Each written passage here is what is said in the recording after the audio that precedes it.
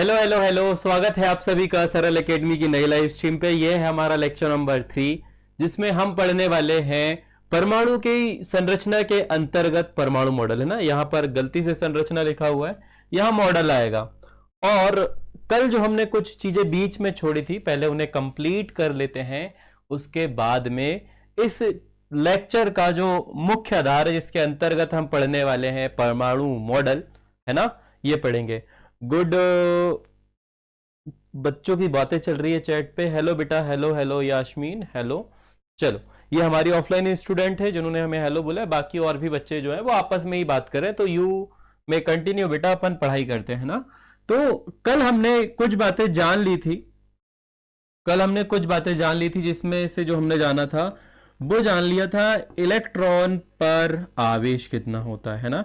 Electron पर आवेश कितना होता है, इस बात की जानकारी हमें हो गई थी। साथ ही इलेक्ट्रॉन का द्रव्यमान कितना होता है, इस बारे में भी हमें जानकारी हो गई थी। हालांकि आगे मैं आपको एक बार और लिखवाऊंगा, आगे जब एक टेबल आपकी बुक में बनी हुई है, वो टेबल भी आपको बनवाई जाएगी। और ये दोनों बातों को बताने के लिए, इन दोनों बातों को बताने के लिए जिन साइंटिस्ट ने योगदान दिया था, मैं ये मानता हूं कि दो साइंटिस्टों का बड़ा ही महत्वपूर्ण योगदान है। सबसे पहला कौन? सबसे पहला है सर जे थॉमसन।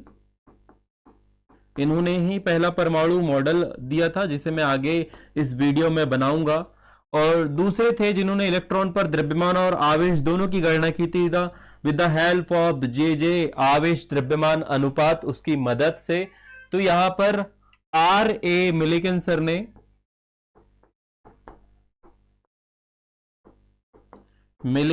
ने तेल बूंद का प्रयोग करके इलेक्ट्रॉन पर आवेश और द्रव्यमान के बारे में बताया था। और भी कुछ अब परमाणविक कण होते हैं, जैसे कि प्रोटॉन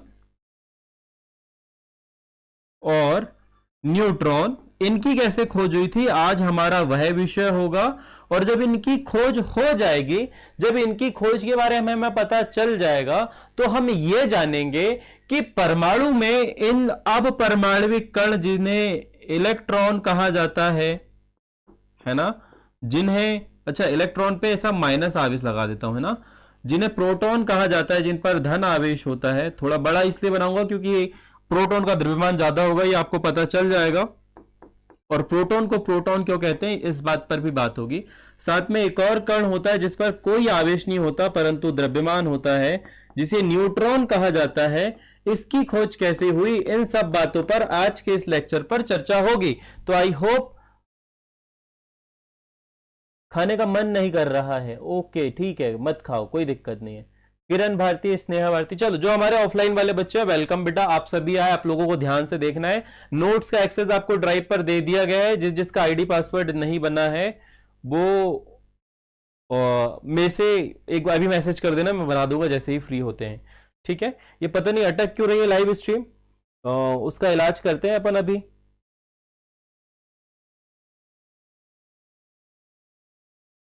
चलो,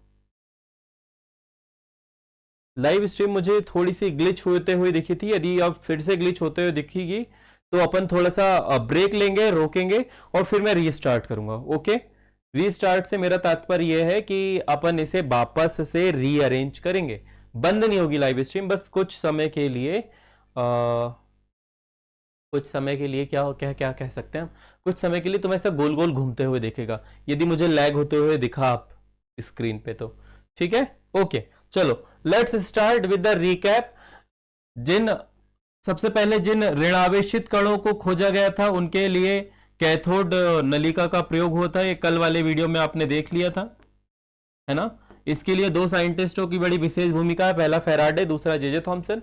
आगे जब हम बात करे थे, तो जो हमें अगला चित्र देखने को मिला था, कैथोड रेस ट्यूब, जो आज भी सीआरटी टीवी में प्रयोग होता है ना। इस एक्सपेरिमेंट की मदद से हमें आवेश द्रव्यमान अनुपात के बारे में बताया गया था, या पता चला था, जो जे थॉमसन ने बताया था। यह है R.A. मिलिकन का तेल बूंद प्रयोग का एक्सपेरिमेंट, जिसे उन्होंने इस उपकरण में संपन्न किया था। यह भी हमारी बातचीत हो चुकी थी। अब बात करते हैं अगला, जो कि है आपका ये, यहां पर खोज हुई थी प्रोटॉन की, है ना, यहां पर खोज हुई थी प्रोटॉन की। चलो, अब प्रोटॉन को प्रोटॉन क्यों कहते हैं, कैसे ये खोजा गया था, इस पर थोड़ी सी बातें करते हैं अपन लोग। और उसके बाद में आपको ये बता दूं कि आपको परीक्षा में एक प्रश्न आएगा कि एनोड किरणें क्या है, एनोड किरणें क्या है, इनके गुण लिखे। जैसे आपने कैथोड किरणें सुना था, वैसे ही आप एनोड किरणों के बारे में भी सुनोगे, ठीक है। तो ये जो आपको दिख रही है, ये जो आपको दिख रही है, ये है एक कैनाल नलिका। क्या है ये, जिससे कैथोड किरणों का प्रयोग काय में हुआ था। कैथोड किरणों का जो फर्स्ट टाइम विजिबिलिटी थी वो कैथोड नलिकाओं में थी, वैसे ही जो एनोड किरणें थी वो कैनाल नलिकाओं में दिखी थी हमें ना, तो इन्हें कैनाल नलिकाएं भी कहा जाता है।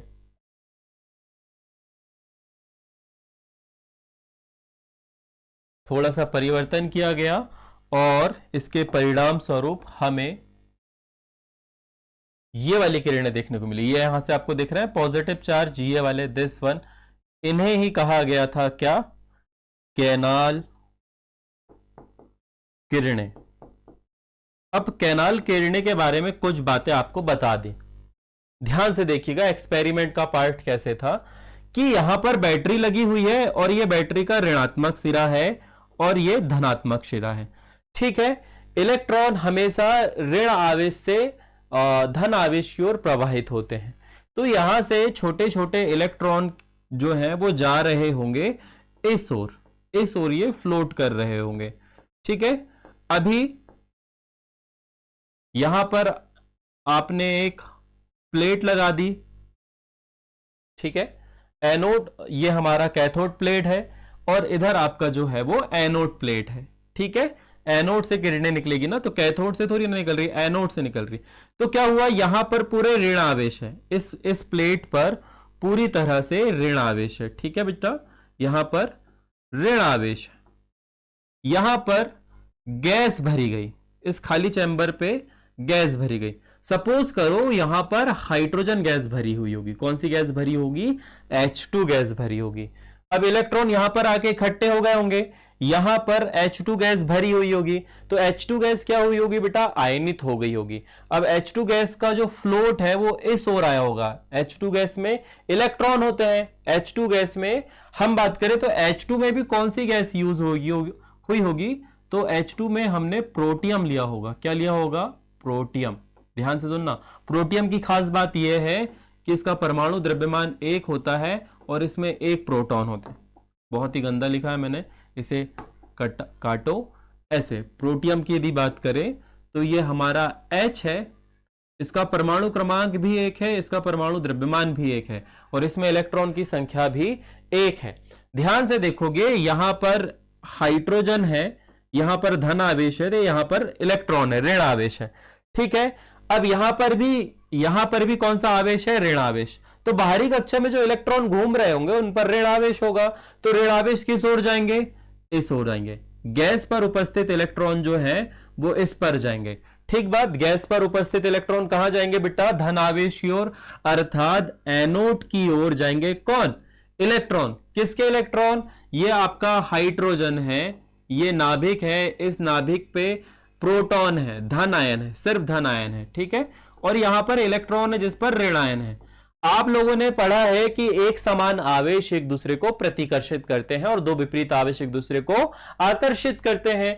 तो यहां पर इलेक्ट्रॉन बाहरी कक्षा में है, यहां पर भी कौन सा आवेश है, ऋण आवेश है। तो ये इलेक्ट्रॉन इस ओर तो नहीं आएंगे, किस ओर जाएंगे, इस ओर, ठीक है। इस ओर इलेक्ट्रॉन चले गए, इस ओर इलेक्ट्रॉन चले गए, जिससे परिपथ हो गया कंप्लीट। परंतु जो धन आयन होगा वो कहां आएगा, धन आयन जो होगा वो इस ओर आएगा, इस ओर आके बहेगा और इस धन आयन को हम यहां पर लगे पदार्थ पर टकराकर ग्लो होते हुए देख सकते हैं। चूंकि यह किरण कहां से निकली बेटा, एनोड से। देख लो ये आपके सामने एनोड लगा हुआ है, ये किरणें एनोड से निकली, तो इन किरणों को एनोड किरणें भी कहा जाता है। जैसे कैथोड से निकली हुई किरणों को क्या कहे थे हमने, कैथोड किरणें। उसी प्रकार से इन, अच्छा ये आपकी एनसीईआरटी में नहीं दिया, मैं थोड़ा सा ज्यादा पढ़ा रहा हूं, ठीक है, ये आपको सिर्फ नॉलेज के लिए बता रहा हूं। तो ये जो है कैथोड किरणें या फिर हम कैनाल किरणें भी कह सकते हैं। चूंकि ये प्रोटॉन से खोजा गया था, प्रोटॉन सबसे हल्का कण होता है, प्रोटियम से खोजा गया था, हाइड्रोजन का समस्थानिक होता है प्रोटियम, उससे खोजा गया था, तो इसीलिए इसका नाम जो है वो प्रोटॉन रख दिया गया। ठीक है, आपकी बुक में इतना डिटेल पे नहीं है, तो प्रोटियम से खोजा गया था, इस वजह से क्या बोल दिया गया, इसे प्रोटॉन बोल दिया गया। ठीक है, यहां आके अभी तक हमने दो चीजों की खोज कर ली, सबसे पहला इलेक्ट्रॉन माइनस, और अब हमने खोज कर ली पॉजिटिव आयन। तो दो आयन हमारे पास में है, दो चीजें हमारे पास में हमें पता चल गई कि परमाणु में अभी तक दो मूलभूत कणों की जानकारी हमारे पास में आ चुकी थी। ठीक है, साइंटिस्ट के नाम याद रखो, electron J Thomson, proton Goldstein, James Goldstein. अब आगे बढ़ते हैं, नेक्स्ट दो चीजें आपके पास में है, धन आवेश और ऋण आवेश। आगे बढ़ते हैं अगले वाले पे। क्या हमारे पास में अगला प्रयोग नहीं है? चलो, हमारे पास में अगला वाला प्रयोग नहीं है, 7 नंबर पे हम आ चुके। ठीक इसी प्रकार से अब अलग अलग साइंटिस्ट, अलग अलग वैज्ञानिक जो हैं, उन्होंने और भी बहुत सारे प्रयोग करे, और उन्होंने प्रयोगों में यह पाया कि मान लीजिए हम जब परमाणु के बारे में सोच रहे थे, तो इस परमाणु का जो द्रव्यमान है, अब एक बात तो क्लियर हो गई कि इलेक्ट्रॉन का जो वजन है वो बहुत ज्यादा कम होता है। ठीक है, और प्रोटॉन का वजन जो होता है वो ऑलमोस्ट 1.0027 ग्राम के आसपास होता है। ये आगे मैं आपको लिखवाने वाला हूं, परंतु वैज्ञानिकों ने जब अलग अलग प्रयोग किया, हालांकि ये बात रदरफोर्ड ने भी बता दी थी अपने प्रयोग में, परंतु वो सिद्ध नहीं कर पाए थे, ये वाली बात सिद्ध वो नहीं कर पाए थे। आगे जब प्रयोग हो रहे थे तो यह पता चला कि परमाणु का जो द्रव्यमान है वो प्रोटॉन की संख्या से ज्यादा मिल गया, मतलब प्रोटॉन का जो द्रव्यमान है उससे भी थोड़ा सा अधिक मिला। उदाहरण के लिए अपन एक बात करते हैं, कि जैसे कार्बन है, ठीक है, कार्बन का परमाणु क्रमांक है 6, कार्बन का परमाणु क्रमांक है 6 का मतलब यह होता है इसमें प्रोटॉनों की संख्या कितनी है बेटा, 6 है। ठीक है, तो जब प्रयोग किया गया होगा तो कार्बन का जो द्रव्यमान होना चाहिए था वो 6 होना चाहिए था, परंतु जब प्रयोग किया गया तो ये 6 की जगह इससे 2 गुना हो गया। कितना हो गया? 2 गुना, डबल हो गया। तो यह बोला गया कि नाभिक के अंदर प्रोटॉन के अलावा भी कुछ और कण है, नाभिक के अंदर प्रोटॉन के अलावा भी कुछ और कण है। और यहां पर इस बात को सिद्ध किया चैडविक ने। किसने सिद्ध किया? चैडविक। हम चैडविक लिख रहे हैं, द साइंटिस्ट इज चैडविक। ठीक बात। इन्होंने क्या किया, इन्होंने अल्फा कण लिए और इन अल्फा कणों की बौछार जो है वो वेरिलियम है ना, इन्होंने अल्फा कणों की बौछार को वेरिलियम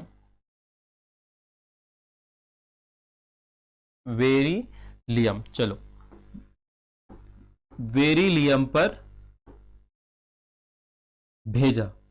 अल्फा कण की बात करें तो ये हीलियम परमाणु के नाभिक होते हैं, हीलियम परमाणु के नाभिक, अर्थात इन पर जो है वो 2 प्रोटॉन होंगे, इनका परमाणु द्रव्यमान 4 होगा और इन पर +2 आवेश होगा। इसका मतलब होता है अल्फा कण। इनका मतलब क्या होता है? अल्फा कण। ठीक है, इस पर उन्होंने बौछार की। किसके साथ की होगी बेटा? बेरिलियम। Be, परमाणु क्रमांक 4, द्रव्यमान होना चाहिए इसका 8। ठीक है, और जब ये अभिक्रिया किए होंगे ये दोनों आपस में मिले होंगे, चलो बेरिलियम का परमाणु द्रव्यमान यहां पे 8 नहीं होता है, 9 होता है, 9 होता है। ठीक है, तो अब जब आप आगे जाओगे तो यहां पर आपको कार्बन 12 मिलेगा, प्रोटॉन की संख्या 6 होगी, परंतु साथ में इन्होंने ये देखा कि इन्हें एक न्यूट्रॉन भी मिला। और जब इस पर प्रयोग किया गया, अर्थात कैसे प्रयोग किया गया होगा, वही आवेश ज्ञात करने के लिए दो बड़े महत्वपूर्ण प्रयोग उस समय किए जाते थे। सबसे पहला तो विद्युत क्षेत्र उत्पन्न किया जाता था, और दूसरा प्रयोग यह किया जाता था कि चुंबकीय क्षेत्र उत्पन्न किया जाता था। विद्युत क्षेत्र तथा चुंबकीय क्षेत्र इन कणों के आसपास उत्पन्न किए गए। तो उन्होंने ना, इस कण ने ना, चलो इस पर हमें एक लिखना पड़ेगा, कोई व्यवहार नहीं दर्शाया, किसी भी प्रकार की कोई प्रतिक्रिया नहीं दी, जिससे यह सिद्ध हो गया कि भाई साहब न्यूट्रॉन पर कोई आवेश नहीं होता। न्यूट्रॉन कैसे होते हैं? उदासीन होते हैं। तो अब हमारे पास में प्रॉपरली 3 कण हो गए। सबसे पहला इलेक्ट्रॉन जो माइनस आवेश रखता है, दूसरा प्रोटॉन जो धन आवेश रखता है, और तीसरा न्यूट्रॉन जिस पर कोई आवेश नहीं होता। ये सारी चीजें आज से हमें बोल सकते हैं 200 साल पहले, मतलब 1808 से ये कहानी शुरू हुई थी, 1900 ईस्वी तक ये चली, और उन्होंने जो सिद्धांत दिए आज भी हम उसे पढ़ रहे हैं। ठीक है, तो इस प्रकार से क्या है पता नहीं, ये रूबी और अनेक की जो चैट है बिल्कुल ही ज्यादा तेज चल रही है ना।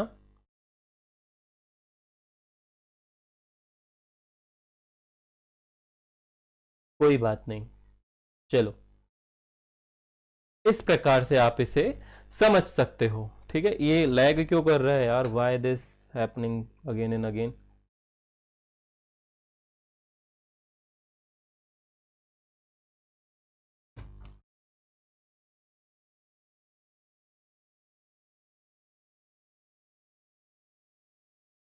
चलो, ये आपने देख लिया कि अभी हमारे पास में अलग अलग प्रकार के कण मिल चुके थे। अब यहां से जन्म होता है परमाणु मॉडल का। किसका जन्म होता है बेटा? परमाणु मॉडल का। अब वैज्ञानिक इस सोच में पड़ गए, अब साइंटिस्ट इस सोच में पड़ गए कि ठीक है, हमारे पास में परमाणु मॉडल कैसा होगा, कैसे दिखेगा परमाणु मॉडल, अर्थात ये जो ऋण आवेशित कण है, ये जो ऋण आवेशित कण है, ठीक है, ये मान लीजिए एक गोल है, परमाणु गोल होता है, ठीक है, ये परमाणु है, ठीक है। तो इस परमाणु के अंदर पे इलेक्ट्रॉन कैसे होंगे से मेरा मतलब है कहां होंगे, कैसे होंगे, किस व्यवस्था में अरेंज होंगे, स्थिर होंगे या घूम रहे होंगे। फिर अच्छा, ई हमने लिख दिया यहां ऋण आवेश। फिर ये धन आवेश की क्या स्थिति होगी, अर्थात प्रोटॉन कहां पर स्थित होंगे, आपके जो न्यूट्रॉन है वो कहां होंगे। ये सारे क्वेश्चन उस समय वैज्ञानिकों के दिमाग में चल रहे होंगे। ठीक है, सबसे पहली थ्योरी तो यही आ रही होगी। तो परमाणु की संरचना का स्पष्टीकरण खोजने के लिए बिल्कुल सभी लोग लग चुके होंगे। पहला प्रश्न तो उनके दिमाग में यही आ रहा होगा। अब जब उन्हें परमाणु के बारे में मान लो पता चल गया होगा, संरचना के बारे में पता चल गया, तो परमाणु किस प्रकार से व्यवहार दर्शाता है, अर्थात उसके भौतिक और रासायनिक गुण कैसे होंगे, वह धन आयनित होगा, वह ऋण आयनित होगा, वह उदासीन होगा, इस बात की पुष्टि कैसे होगी।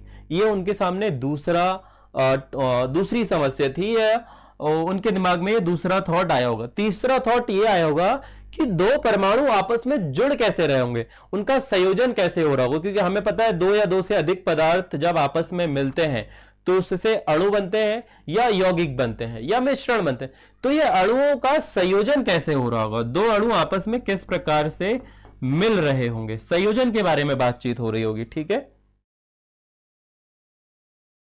और ये जो परमाणु है, जो हमारा परमाणु, ये किस प्रकार से विद्युत चुंबकीय तरंगों को अपने ऊपर अवशोषित कर सकता है या उत्सर्जित कर सकता है, उसका व्यवहार कैसा होगा, क्योंकि आगे आप तरंग प्रकृति भी पढ़ोगे।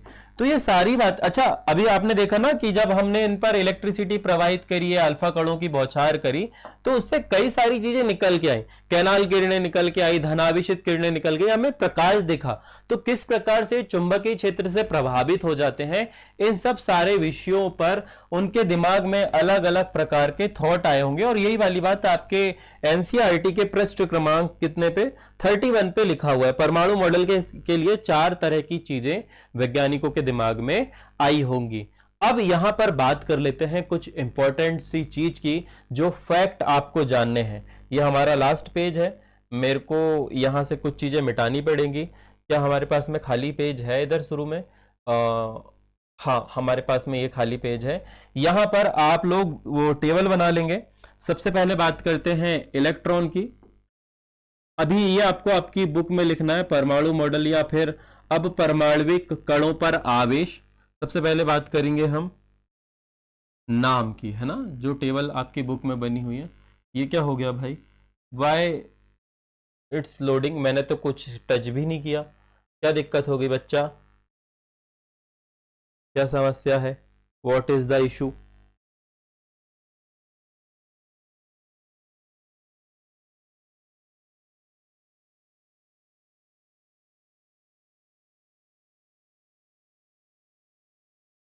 चलो let's see, now it's done.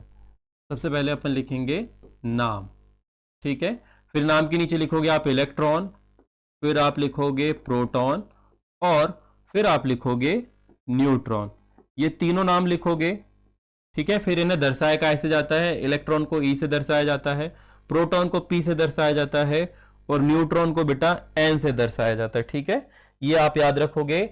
Next, ये संकेत है। ये क्या है, ये संकेत है जो आपको आगे तक याद रखना है। फिर हम बात करते हैं आवेश की। तो ध्यान रहे परमाणु की प्रकृति उदासीन होती है, अर्थात जो आवेश इलेक्ट्रॉन पर होगा वही आवेश प्रोटॉन पर भी होगा। और इलेक्ट्रॉन न्यूट्रॉन कैसे होते हैं, उदासीन।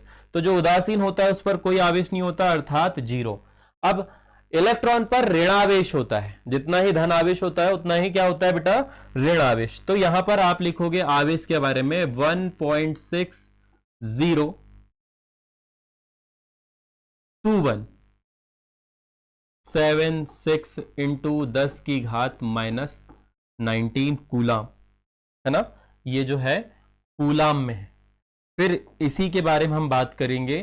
तो यही सेम आवेश जो है वो होता है प्रोटॉन पे। अंतर क्या है कि प्रोटॉन पर धनावेश होता है, प्रोटॉन पर धनावेश होता है, ठीक है।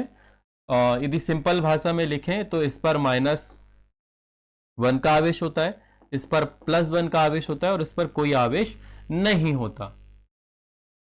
अब बात कर लेते हैं द्रव्यमान की।